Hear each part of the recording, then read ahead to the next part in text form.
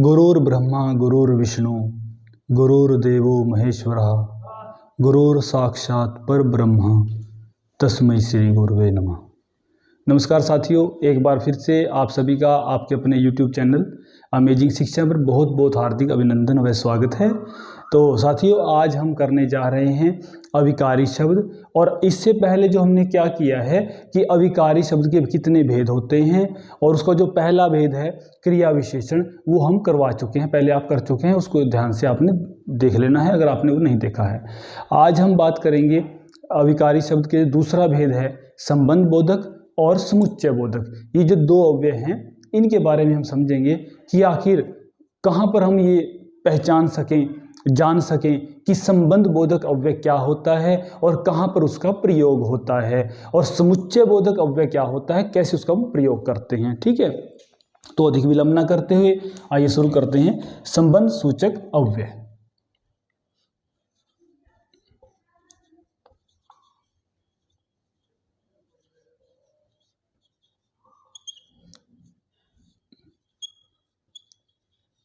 यहाँ कंफ्यूज ना हो, अव्यय भी कह सकते हैं हम, अविकारी शब्द भी कह सकते हैं, दोनों एक ही हैं। ये कभी आप वहाँ कंफ्यूज हो जाएं कि अव्यय क्या है अविकारी क्या है। ठीक है, ये सारे वो शब्द होते हैं जो कभी बदलते नहीं हैं, जिनमें कभी भी किसी कारण कोई परिवर्तन नहीं होता। ये सारे वो शब्द हैं। अब तो हम इनका विभाजन कर रहे हैं कि क्रिया विशेषण कौन से होते हैं, संबंध सूचक कौन से होते हैं, इसमें ये सारा हम उसका विभाजन कर रहे हैं कि कैसे आपको उसको पहचानना है। ठीक है, जो संबंध सूचक अव्यय होते हैं वो क्या होते हैं? जो अव्यय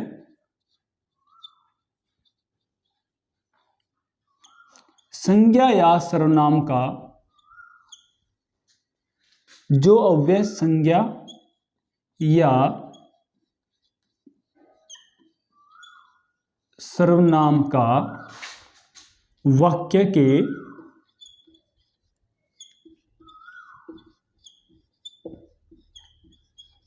अन्य शब्दों के साथ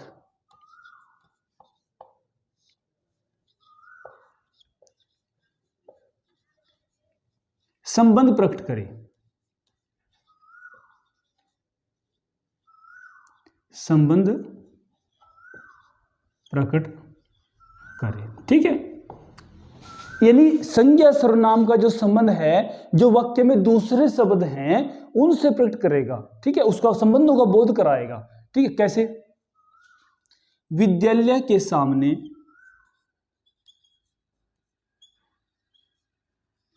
विद्यालय के सामने मंदिर है।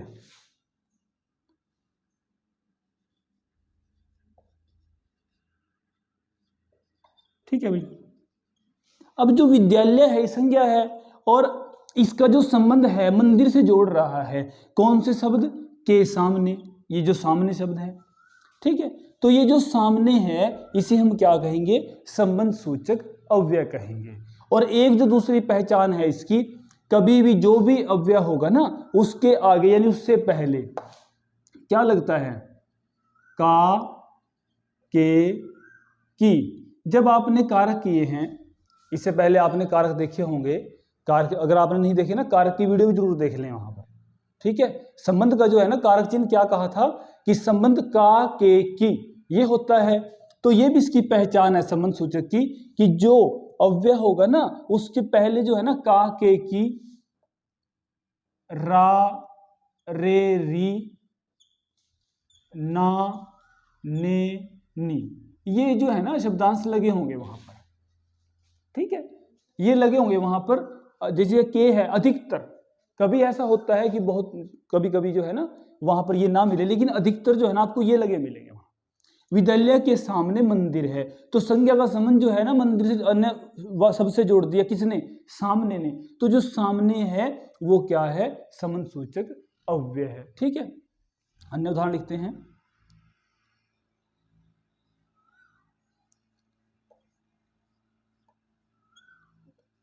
चोर के पीछे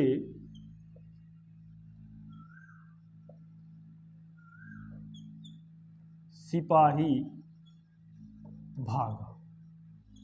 ठीक है भाई, अब चोर संज्ञा है, इसका संबंध दूसरे शब्दों से जोड़ रहा है कौन? पीछे। देखिए के लगा हुआ है, तो जो पीछे शब्द है ना, इसने इनका संबंध बताया, दोनों का आपस में संबंध को जोड़ रहा है, प्रकट कर रहा है। तो जो पीछे है वो क्या होगा? संबंध सूचक अव्यय होगा। ठीक है, और अन्य उदाहरण ले लेते हैं हम, जैसे धन के बिना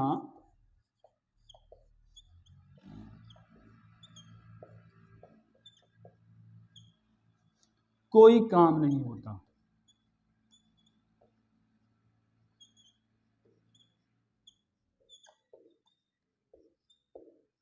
कोई काम नहीं होता। ठीक है, अब देखिए धन क्या है, यहां पर संज्ञा है, कोई काम नहीं होता, बाकी किसके बिना? धन के बिना।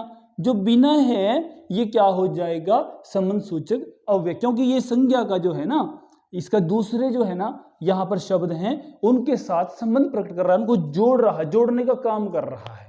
ठीक है, एक उदाहरण और ले लें, राम के साथ सीता वन में गई।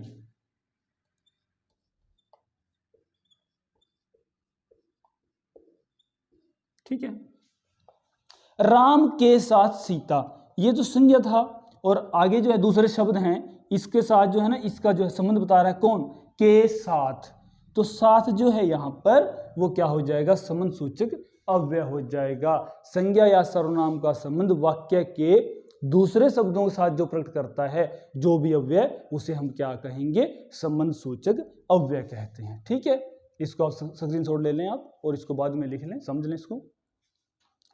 इसके बाद हम बात करेंगे समुच्चय बोधक अव्यय की।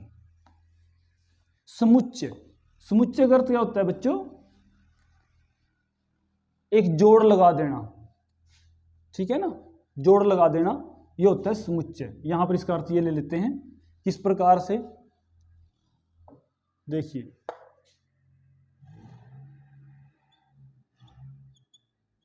समुच्चय बोधक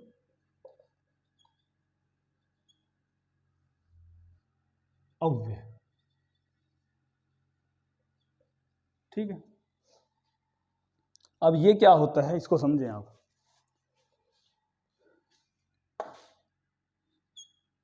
जो शब्द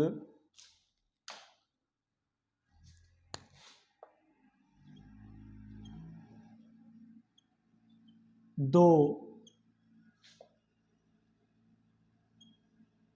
वाक्यों,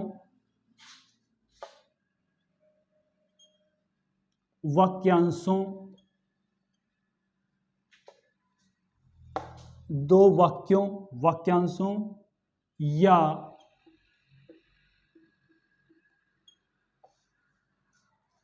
पदों को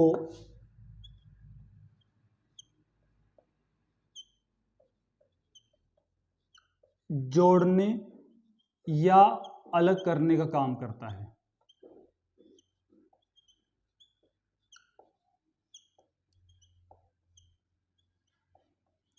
अलग करने का काम करता है।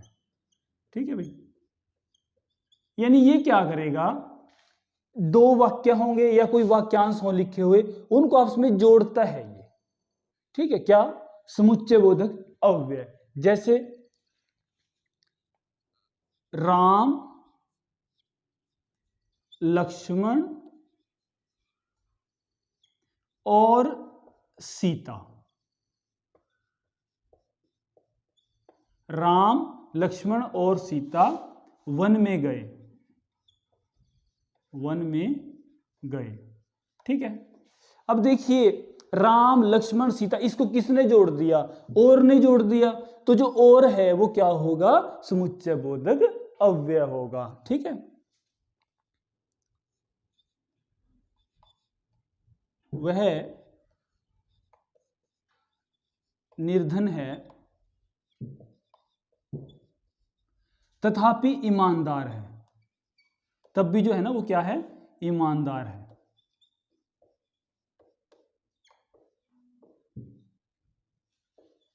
अब देखिए वह निर्धन है, एक वाक्य है, वाक्यांश भी कह सकते हैं उसको, वाक्य है छोटा।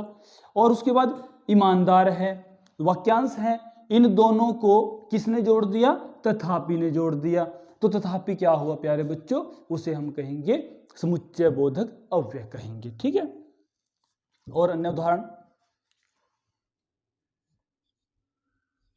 तुम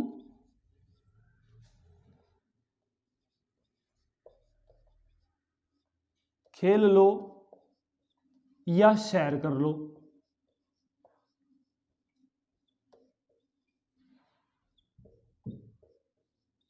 ठीक है, या ही रहने दें, तुम खेल लो या सैर कर लो। तो या जो है ना, ये दो वाक्यांश हैं, खेल लो और सैर कर लो। इसको किसने जोड़ दिया? या ने जोड़ दिया कि तुम खेल लो या सैर कर लो, एक कार्य कर लो। तो या क्या हुआ? समुच्चय बोधक अव्यय हुआ, है ना। इसी प्रकार से इसका उत्तर ये तो हो ही गया। एक अन्य उदाहरण ले लेते हैं हम इसका।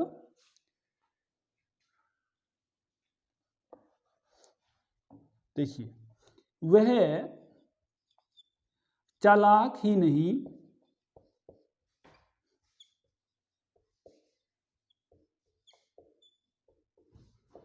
बल्कि बेईमान है। वह चालाक ही नहीं बल्कि बेईमान है ना। अब दो वाक्यांश हैं, वह चालाक ही नहीं ये वाक्यांश है, और इसके बाद बेईमान है ये है। तो इस वाक्यांश को किसने जोड़ दिया?